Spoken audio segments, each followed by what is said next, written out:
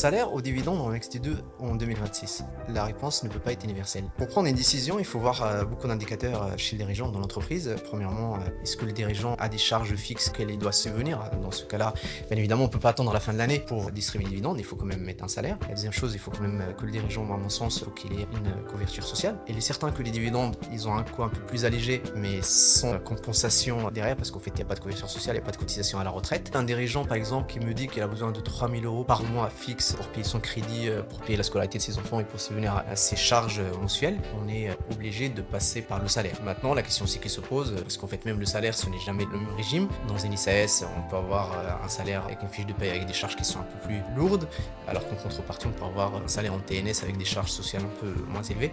Donc tout cela, je pense qu'il faut poser les chiffres pour avoir une réponse claire et précise.